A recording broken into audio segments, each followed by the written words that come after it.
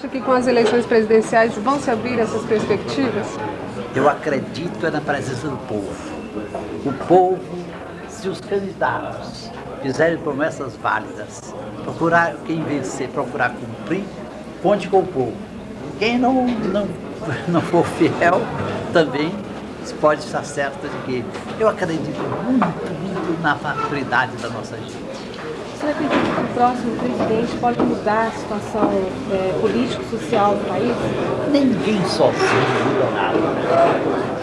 Quem pensa que porque está eleito vai reformar, depende muito da colaboração que tiver e, sobretudo, do apoio do povo. Se o povo confiar em quem for eleito, se o povo sentir que for uma escolha feliz, estará disposto a colaborar. A posição da Igreja Católica num acontecimento como esse, a Igreja Católica não poderia estar mais engajada? Você quer que de novo que eu julgue a Igreja Católica? Eu digo se ela está certa, se ela está errada, se ela está merecendo um freio. Eu confio na Igreja. A Igreja em plano mundial não se cansa de repetir que ela é santa e pecadora. É santa do seu fundador, é santa da mensagem que Cristo nos deixou. E ela é pecadora, porque ela é confiada à nossa fraqueza humana. Não só de leigos, de padres, de bispos, nós todos somos frágeis. Então a Igreja reconhece que ela é santa e pecadora. Sobre a questão ecológica que está então em moda, você teria alguma coisa a falar? Sim, eu acho muito oportuna, só que não vamos apenas salvar a vida dos vegetais, vamos também salvar a vida humana. E há muito o que fazer nesse sentido, porque neste país que recebeu tanto de Deus, agora que nós temos riquezas minerais, vegetais, animais, humanas, neste país com tantas possibilidades, é incrível o número de crianças que morrem cada dia. É incrível o número de miséria que há na nossa terra. De maneira que isso é um desafio a nós. Não temos que estar pensando num presidente que vai resolver. Não, nós, povo, é que temos que estar ali perto do governo, lembrando, insistindo, apoiando o que for possível de apoio e chamando a atenção para os grandes problemas. E entre os grandes problemas é este. Nós precisamos completar a ecologia, preocupação justíssima com a natureza, com o pulmão, aí para todos nós, pelo salvamento das crianças. Eu convido vocês todos aquele círculo entre os olhos, o número de crianças que no Brasil morrem cada dia. E o número de pessoas que nascem realmente numa situação de miséria. A miséria é tremenda. Pobreza é quando a pessoa tem apenas o necessário para si e para a sua família, mas tem. Miséria nem isto tem. A miséria reduz a criatura a uma condição que nem é um insulto. A miséria é um insulto ao Criador. Eu acho que nós precisamos levantar neste Brasil uma campanha que chegue a ocupar o Brasil inteiro, os jovens procurando exigir de todos unidos, o Brasil chegar ao ano 2000, bem, está certo, pobreza sempre haverá, mas miséria não.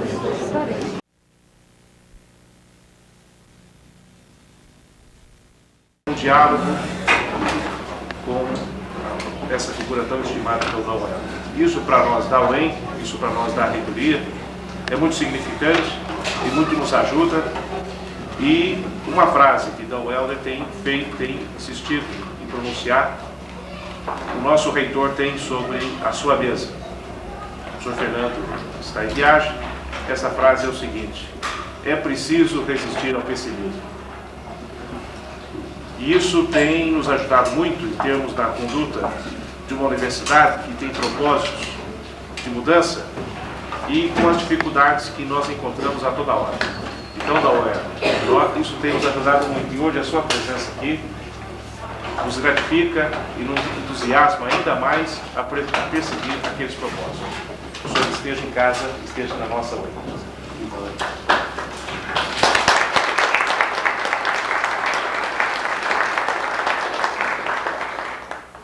Penso que esse encontro deveríamos, no mínimo, Dom Helder, ter dois momentos. O primeiro momento, uma colocação do nosso querido Dom, e aí depois, palavra livre, alguma pergunta, algum questionamento, enfim, um diálogo mais de irmão para irmão.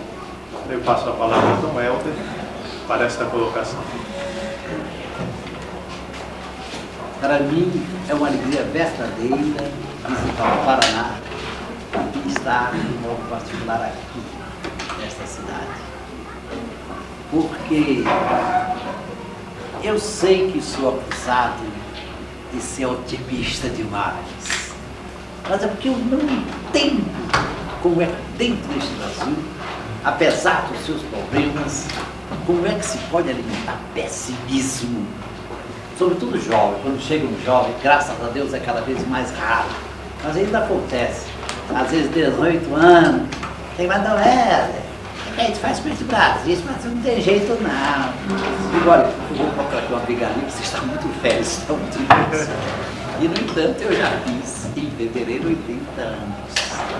Mas eu sei que vocês preferem o diálogo ao monólogo. De forma que com toda alegria procurarei responder as perguntas de vocês.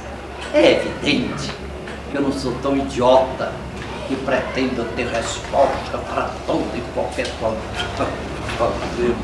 pergunta. Não, o que eu prometo é sinceridade mesmo. A nível de igreja, também a nível, sei lá, de política, a gente percebe que o caminho está um pouco lento na questão da libertação. E às vezes vai contra a corrente, né? Agora, eu não sei, algumas pistas que o senhor pode dar para nós, de que jeito, por exemplo, tanto no campo político, como no campo da igreja, como no campo econômico, como podemos assim pensar em trabalhar, especialmente aqui, a nível também, quem sabe, da universidade, né? Essa é a minha colocação. Anos de hoje, se eu não me engano, 21 especialidades. Agora, isso é extraordinário. Contar com especialistas, pessoas que se debruçaram sobre aqueles problemas. De forma que, o que eu diria é isso. Problemas existem em toda parte. Não há país no mundo que não tenha problema. Agora, há países que não têm muita saída. Há países que não têm muitos recursos. Há países que não têm muita esperança. E o que eu acho que, de fato, caracteriza o Brasil é um país com problemas, graves problemas, mas maiores esperanças. Aí a proporção do diálogo fornecendo assim perguntas mais concretas, talvez a gente vá já caminhando mais. O presidente deve ter bastante cuidado, o candidato, a estudar os nossos problemas. Isso ele não vai fazer sozinho. Eles têm os livros, eles têm os estudos, mas ele também tem que ouvir o povo. E então saber que não só ele terá que acertar muito na escolha, porque um presidente pode ser formidável, fenomenal, mas se ele não tiver o senso de escolha dos seus colaboradores, ele pode naufragar lindamente. Se houver um presidente com uma equipe válida, mas não houver bastante contato com o povo, se não houver paciência para ouvir o povo, fica fácil. Mas eu acho que tudo isto está aí ao alcance da mão. O povo está aí. Vocês jovens, sobretudo os que estão ligados aqui à universidade, cada qual na sua especialidade, né, pode obter dados preciosos. E depois saber isso. Há uma diferença. Quando a gente trabalha apenas para o povo, nós é que pensamos, nós é que decidimos o nome do povo. Quando a gente trabalha com o povo, a gente descobre que mesmo neste nosso país, mesmo neste nosso continente, onde o número de adultos analfabetos é tão grande. Pessoas que não têm encontrado escola em tempo de criança, não sabem ler nem escrever, mas sabem pensar. Como sabem pensar. Eu tenho encontrado analfabetos, mas de verdade mesmo, adultos analfabetos, que sabem discutir até com técnicos em relação aos seus problemas, ao seu mundo, às suas necessidades. De forma que eu acho que aqui os jovens devem dar exemplo disso, né? Procurar ajudar todos os movimentos de boa vontade, não só candidatos. Hoje em dia há uma série de organizações que procuram trabalhar diretamente com o povo. Se a gente puder, de acordo com a confiança que mereceu o movimento, se engajar, acompanhar, colaborar, porque é muito fácil ficar em fora, né? Sou crítico geral, né? E fico só vendo as falhas. Não, vamos verificar de que modo cada um de nós tem o melhor para oferecer, a melhor colaboração de qualidade. E juntos poderemos construir um Brasil permanente. Eu acho que eu gosto muito dos desafios. Uma ocasião, jovens dos Estados Unidos me disseram: Helder, quando os problemas se tornam absurdos, os desafios se tornam apaixonantes. Eu acho uma beleza essa frase. Quando os problemas se tornam absurdos, os desafios se tornam apaixonantes. Eu gosto muito de desafios. E eu queria lembrar a vocês, mesmo a quem não seja assim religioso, que não seja católico, que não tenha assim muita religião, esteja meio afastado, de qualquer maneira, nós sabemos que cada vez que chega o ano novo, a gente tem essa tendência, né? O ano novo é espírito de esperança, vai ser uma maravilha, a gente tem pedrada para o ano velho. Agora, daqui a 10 anos, não é só o ano novo que vai chegar, não. É um novo milênio. E para os cristãos, mesmo para quem é cristão só de nome, de batismo, é o segundo milênio do nascimento de Cristo. Que desafio maravilhoso!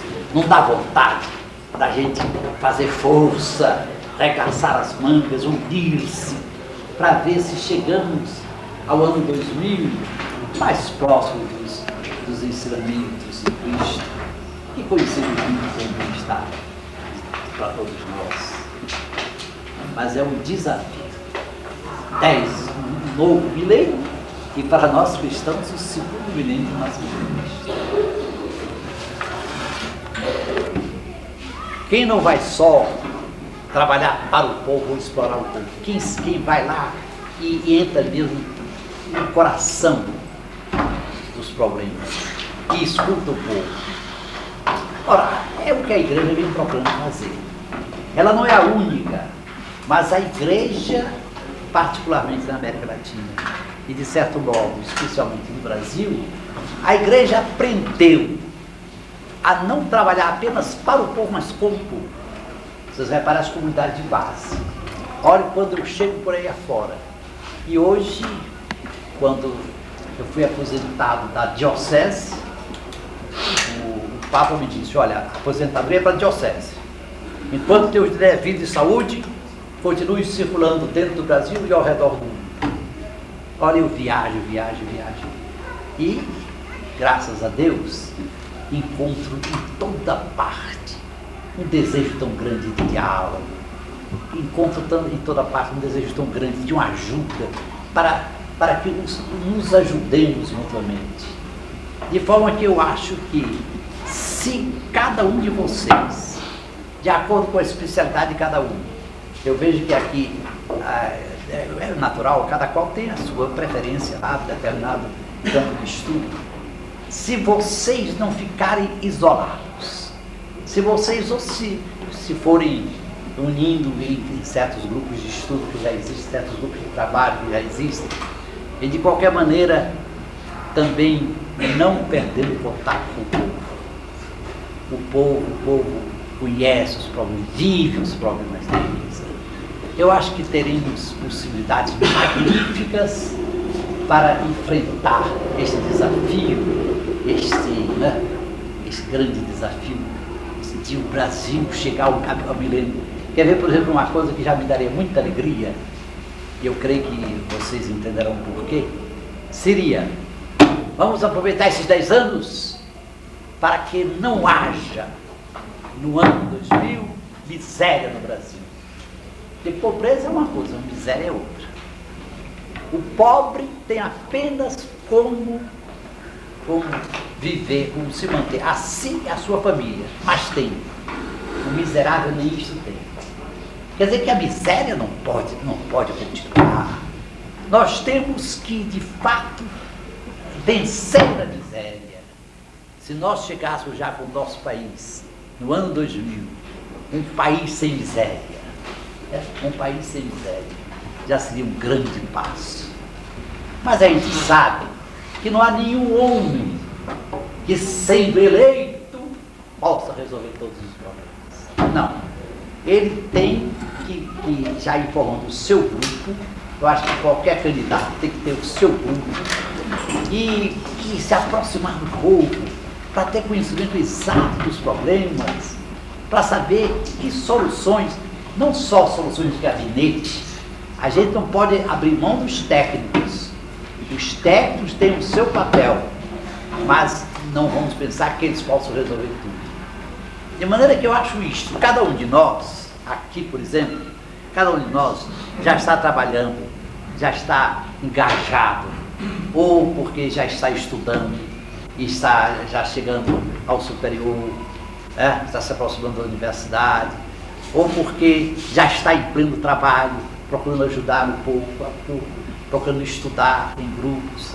Eu acho que cada vez mais a gente tem que levar em conta isso. O problema não é só o Brasil que possui, mas convém que conheçamos os nossos problemas.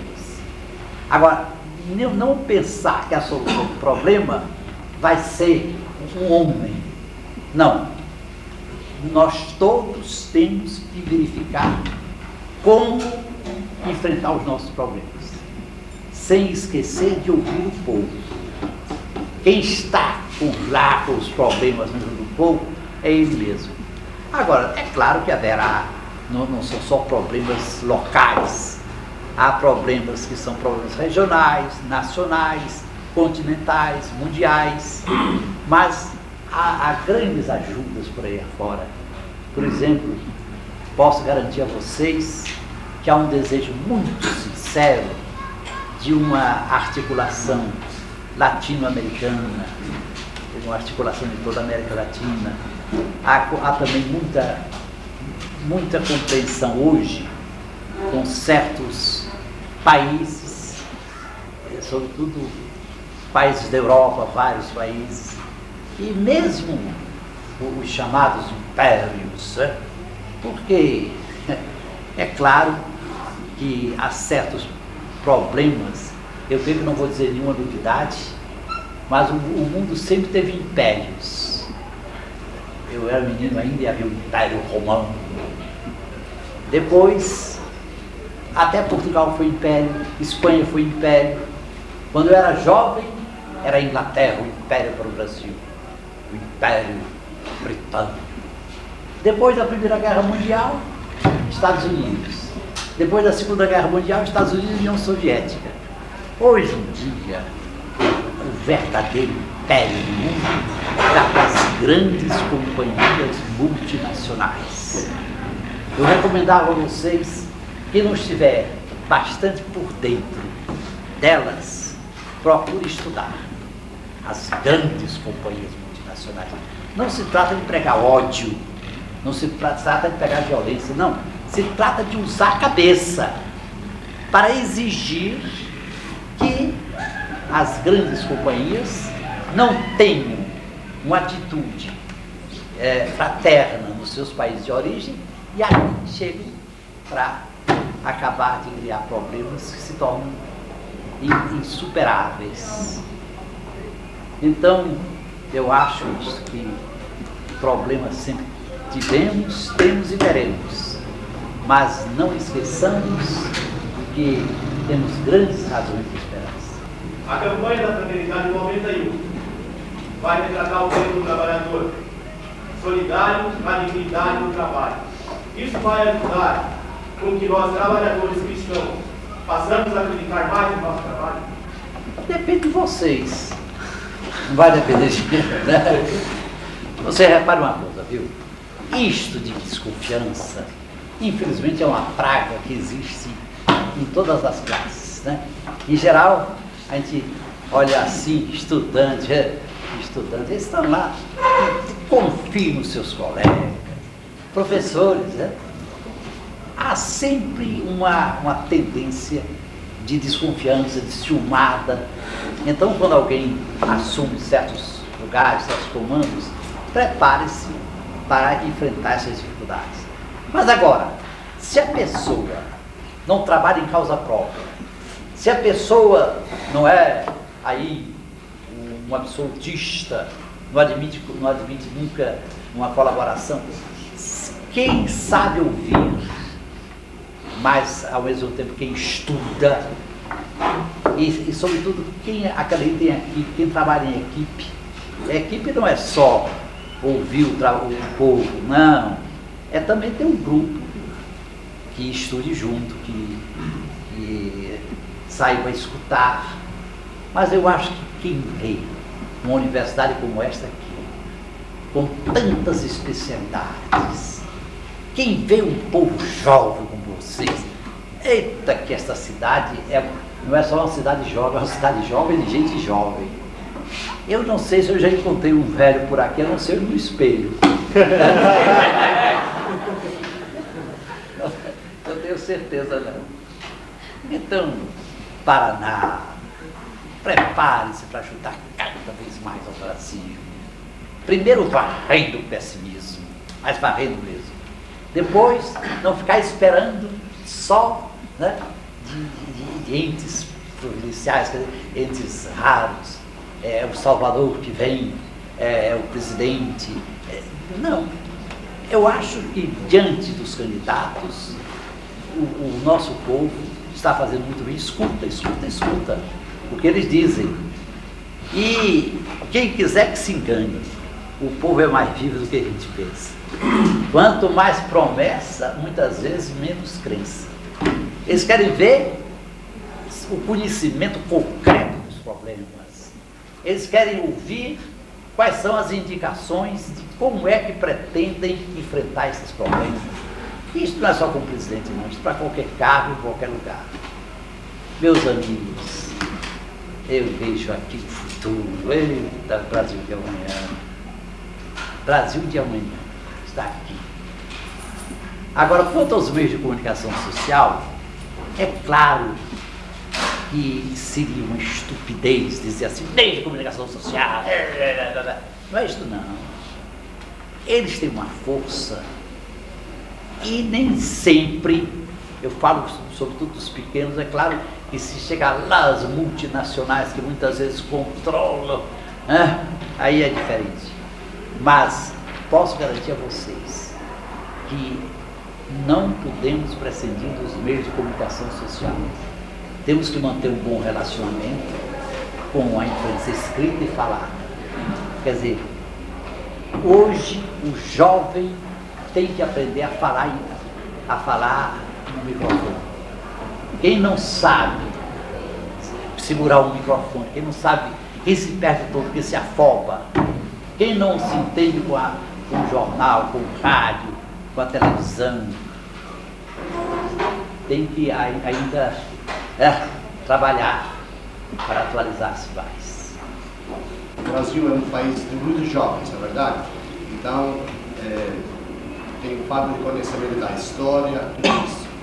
Como o senhor ajudou a Revolução de 64 naquele tempo, e como o senhor ajuda ao mesmo aveniamento hoje, com essa experiência que agora o senhor tem. E tivemos um período de ditadura. É verdade que foi ainda a nossa ditadura, nem se compara com outras grandes ditaduras que já houve pelo mundo afora. Mas, de qualquer maneira, quem fez aquela experiência, hoje aprecia muito mais a liberdade. Olhe que aquela história de você chegar e poder falar falam no jornal, falam no rádio, falam na televisão, você se move. E quando a gente encontra hoje este Brasil, você repara que os candidatos aí, apareceram os candidatos que quiseram apresentar-se para a presidência da República. Apareceram. Tem liberdade de falar? Tem liberdade de falar.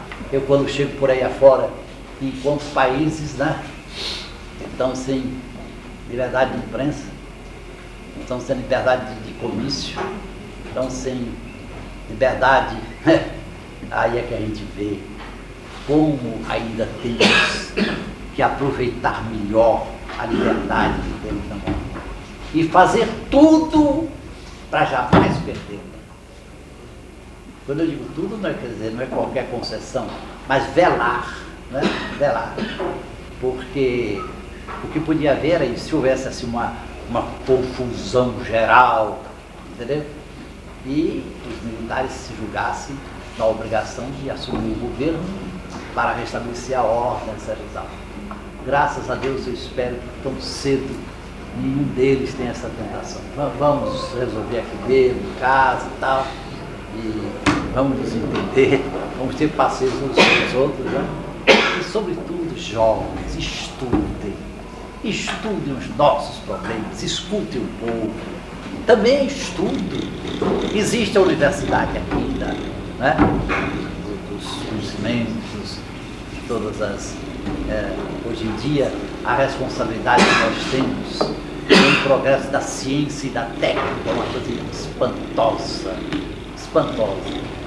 Mas não se pode deixar esquecer a outra universidade, a Universidade do Povo, que tem muito que ensinar a gente. No Brasil, nós temos uma terra tão ampla que dentro da nossa terra, da terra que nós recebemos, podemos receber 32 vezes a Alemanha. 32 vezes a Alemanha.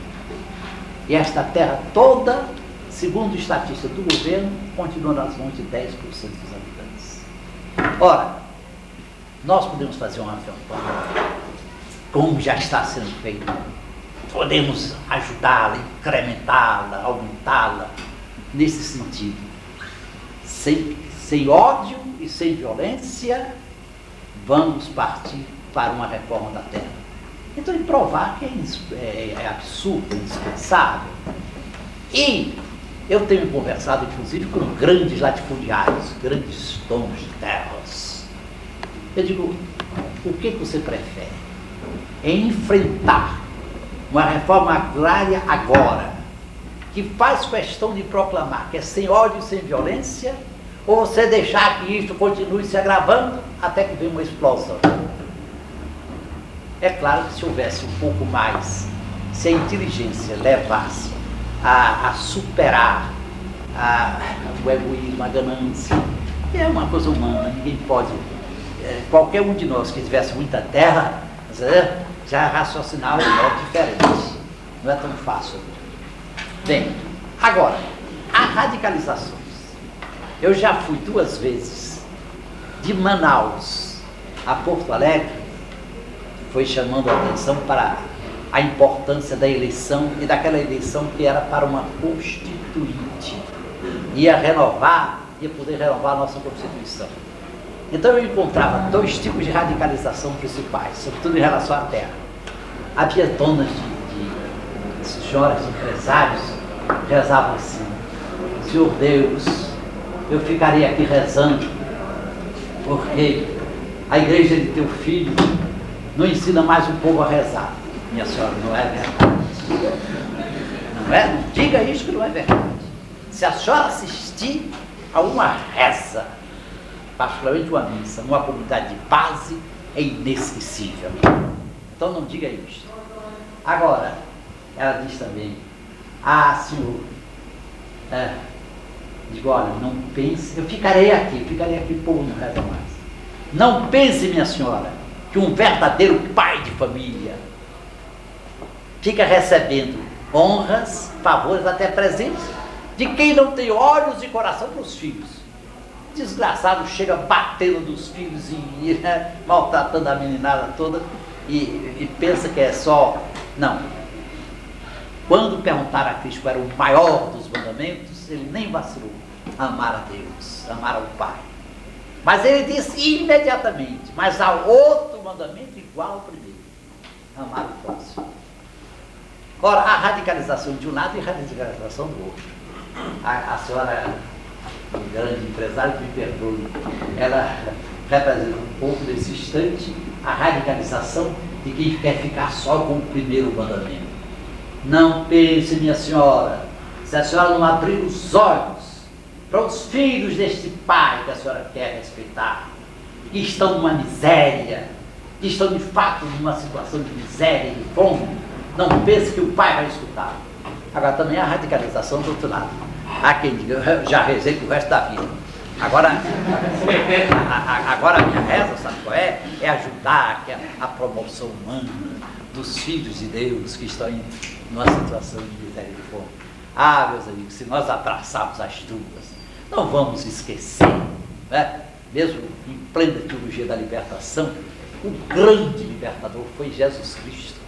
Foi ele, é o Filho de Deus, porque quando o homem recebeu tanto de Deus, o homem recebeu uma inteligência que é participação da inteligência divina. O homem recebeu uma vontade que é participação da liberdade divina. Ora, Deus podia ter criado os mundos de mundos, porque isso aqui é uma poeirinha de nada. Há mundos de mundos, bilhões, bilhões, trilhões de mundos, milhões de vezes maiores do que a Terra.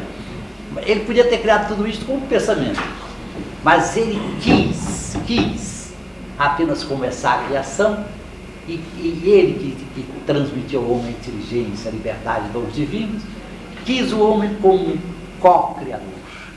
Nós somos convidados a completar a natureza, a completar a criação. Reparem, portanto, a nossa responsabilidade, sobretudo de cristãos, porque para quem espera o ano 2000, quando é cristão, não são apenas 2 milênios, são 2 milênios do nascimento de Cristo. Isto é muito sério. E, no entanto, as Nações Unidas dizem que o balanço do ano 2000, por enquanto, é triste. O balanço do ano 2000 é este. Mais de 2/3 da humanidade, mais de 2/3 em uma situação de miséria e fome. Ora, 2/3 não é nem aqui é metade. 2/3 é uma coisa tremenda.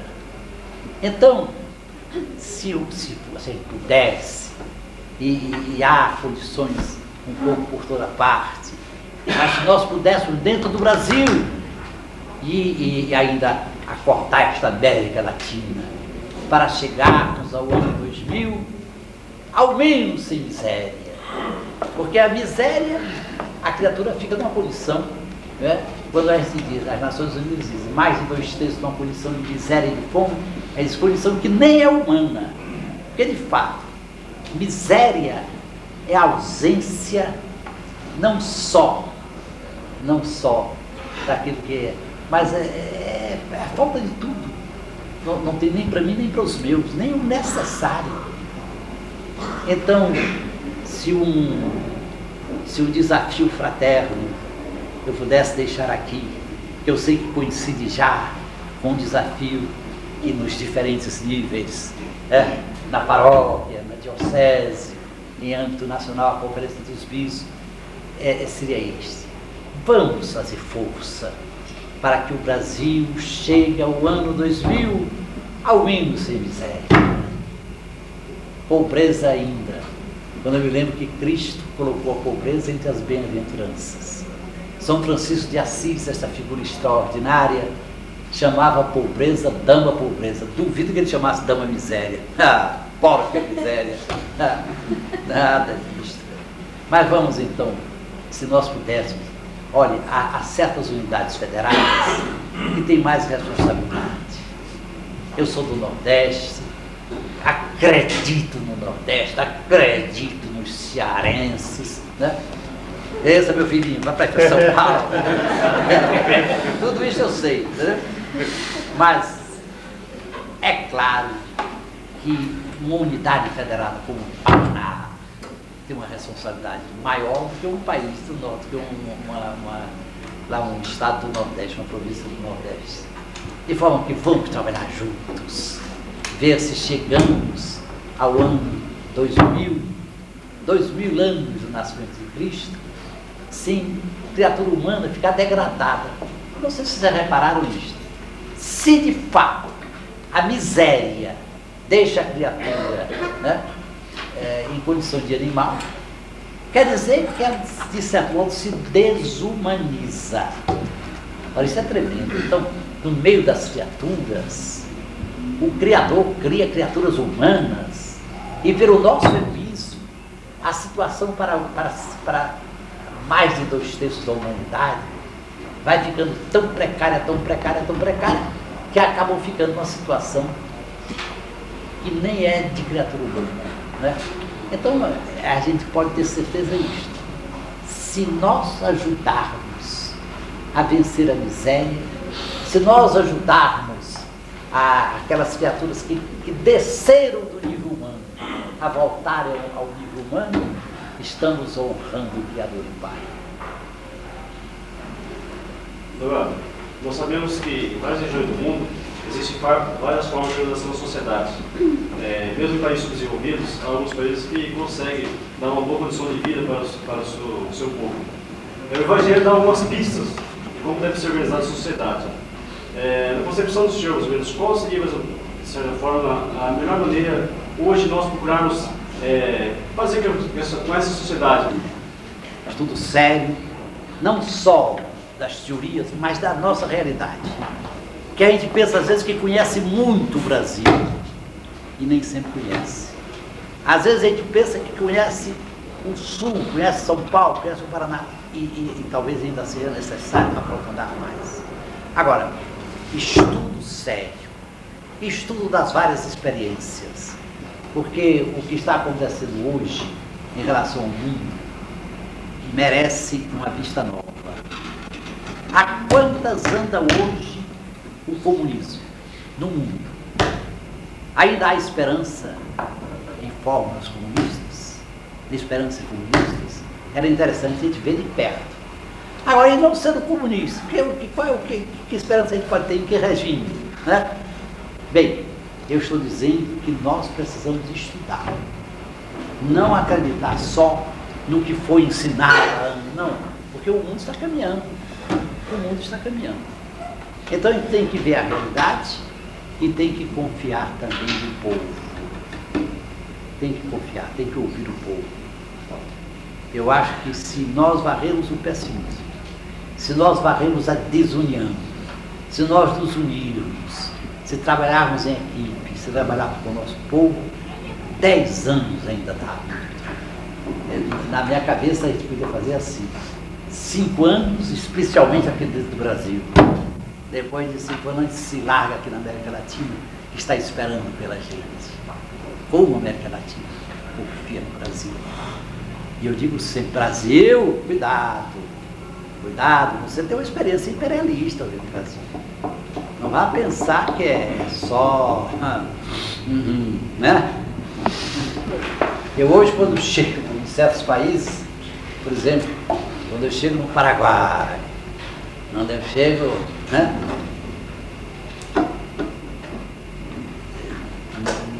Já encontrei quem me dissesse, você pode vir quantas vezes que quiser.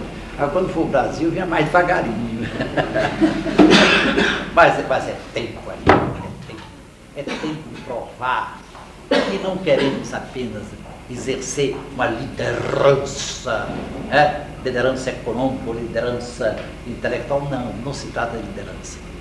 Mas como hoje há grandes concentrações, você veja a Europa, depois da experiência de mercado comum europeu, já está tentando uma comunidade europeia. Né? E hoje,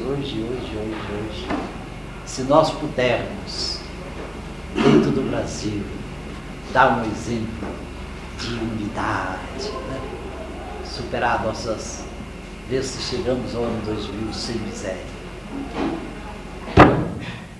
Desculpem, eu não tenho direito de estar tomando o tempo todo de vocês, mas se tiver ainda assim umas 3 perguntas, talvez ainda desse tempo de responder rapidamente. Diga. Agora acho que vou falar como crítico geral, né? Sim. A gente tem notado, assim, como católico, que a igreja, ela escuta bastante o povo, mas muito mais a nível de paróquia do que a nível de diocese. Eu não sei como é, se eu estou enganado nesse pensamento, ou se há alguma coisa mesmo de verdade nisso.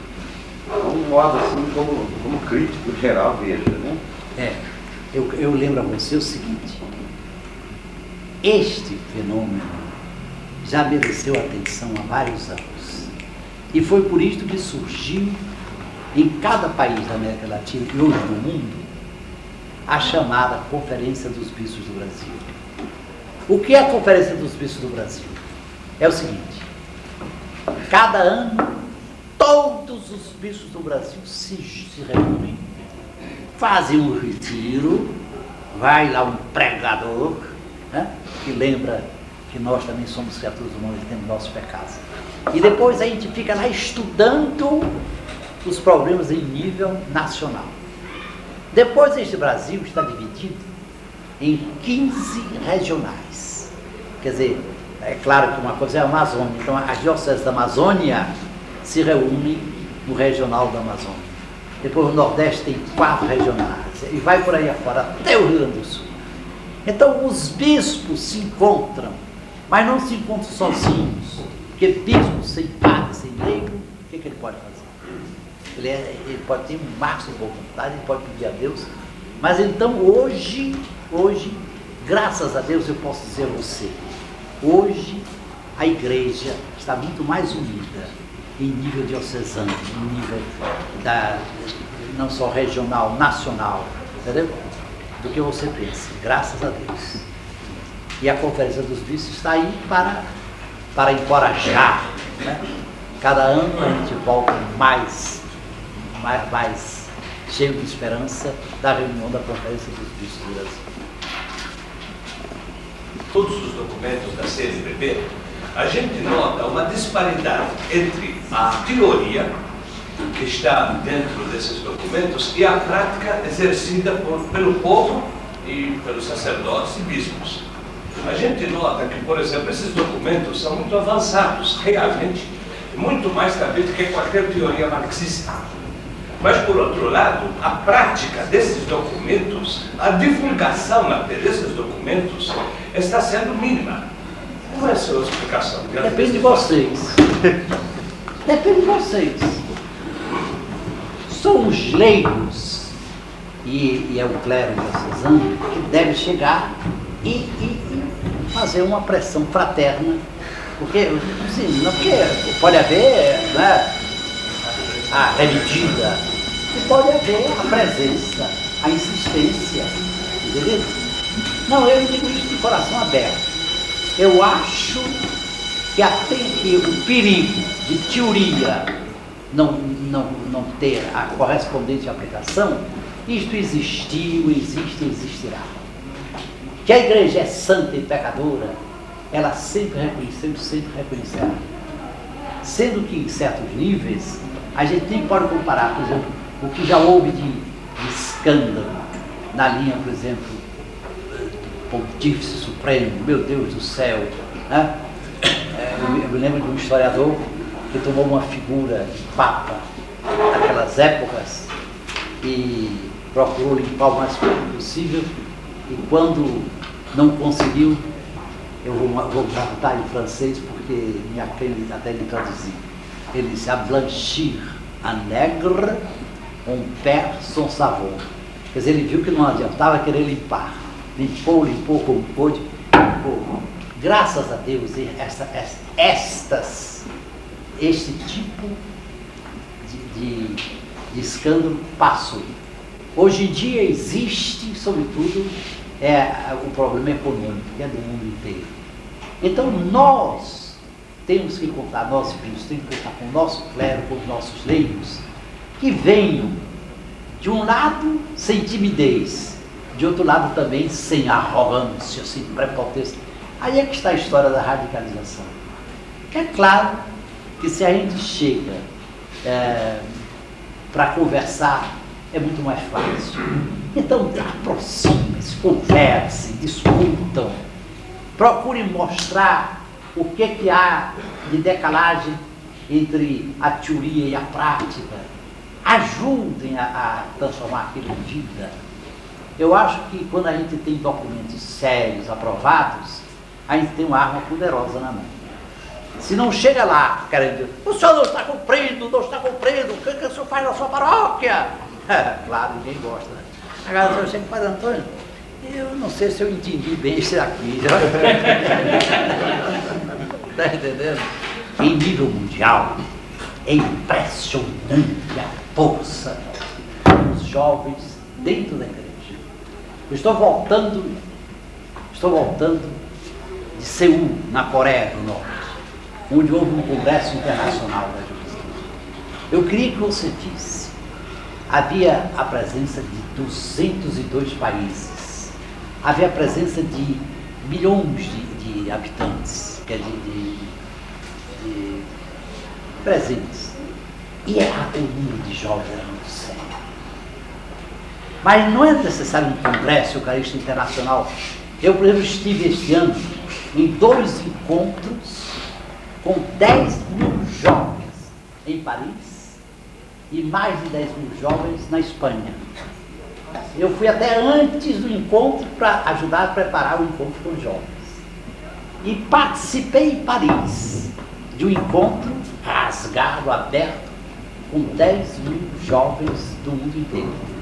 De maneira que essa descrença dos jovens em relação à igreja, claro, o jovem fica escutando, fica olhando, né? Depende muito da atitude do padre, da atitude do bispo. Onde o padre é legal, onde o bispo pressiona, entendeu? Aí a juventude continua muito receptiva. Agora depende de nós, né? Se a gente faz um papelão aí, etc., não conte muito com a colaboração dos jovens. Eu acho que para conquistar os jovens é necessário, primeiro, sinceridade. Ninguém vai querer jogar poeira nos olhos, não. Ou você vive a religião, ou você vive mesmo, você procura, faz pelo menos o possível para vivê-la, ou não se meta. Agora depois, se você confia no jovem, não seja só da boca para fora, confie mesmo. Quais são os trabalhos? Eu, por exemplo, eu vim pregar. Isso aqui até, eu não sei, posso dizer, porque é segredo. Eu vim a uma diocese de São Paulo, entendeu? Diocese tinha 64 padres dentro da sala, fazendo retiro. Eu gosto muito de pregar retiro a padre, porque eu faço retiro também, né? Pois bem, então um dia de retiro verdadeiro, o pessoal fazendo com vontade de fazer. Quando foi na véspera, eles disseram, escuta, o senhor não podia traduzir isso de maneira bem concreta? O que o senhor gostaria que a gente fizesse parte disso daqui? Ótimo. Olha, eu queria que vocês fizessem assim, cada um chegando à sua paróquia, cada um de vocês tem uma paróquia. Vocês convidem uns 20 a 25 jovens. É difícil encontrar 20, 25? Não. Convide para o encontro, né? Neste encontro, vocês mostrem a diferença entre pobreza e miséria. A miséria sendo um insulto ao Criador, a miséria sendo um insulto à sociedade, criaturas humanas que ficam numa situação de animais. Então você diz, cada um na sua paróquia, com aqueles 15, 20 jovens, desafia os jovens a que eles se espalhem dentro da paróquia. E até o padre podia ajudar, dando um croquezinho. Então vocês se distribuam, vocês têm um mês para voltar aqui, dentro da divisão que vocês fizeram aí da área, sabendo onde estão os pontos de pobreza e se há pontos de miséria. Se vocês voltarem, de acordo com isso que nós combinamos aqui, o que é pobreza e o que é miséria. Se vocês voltarem dizendo que nesta paróquia há pobreza, mas não há miséria, a gente faz uma festa, né? Não é que a gente abandone a pobreza, depois a gente vai ver como é Agora, se houver miséria, aí vocês me ajudam a ver como é que a gente vence a miséria. Como é que a gente chega daqui para o ano 2000 sem miséria. Eu sei que os padres pegaram a palavra e eu fiquei de voltar lá de vez em quando para ver como é que a coisa está caminhando. Sabe? É claro que eu não tenho direito de me meter na diocese, mas o bispo é como este daqui, é um irmão da gente, né? Me dou muito bem com ele. De forma que a história é esta, viu? Jovem gosta de coisas concretas. O que é que vai fazer? Não é que ele não saiba pensar, mas é bom que às vezes ele sinta assim, alguma coisa a fazer. E depois, uma fase, segunda fase, né? Eu acho que vocês têm tudo, vocês jovens, para contactar outros jovens, chegarem a terminar com algum padre jovem, não sabe, é capaz de haver algum padre jovem, né? Eu não sei não, mas eu acho que existe. E não há de ser um só não, né? Eu voltarei aqui se vocês tentarem alguma experiência concreta. Não precisa ser esta de vencer a miséria, pode haver outras, mas marque assim alguma coisa. O que vocês gostariam que esta cidade, que tem uma responsabilidade, esta cidade tem uma fama, que é uma coisa séria, né? Não é só a música não, Maricá, né? Mas olha, se vocês segurarem com as duas mãos o propósito de fazer alguma coisa que permita a Maricá, não é ser mudeiro, não, mas cumprir o seu dever de diocese cristã, diocese católica, daqui para o ano 2000. O que você podia fazer a mais? Porque talvez até você pudesse fazer assim.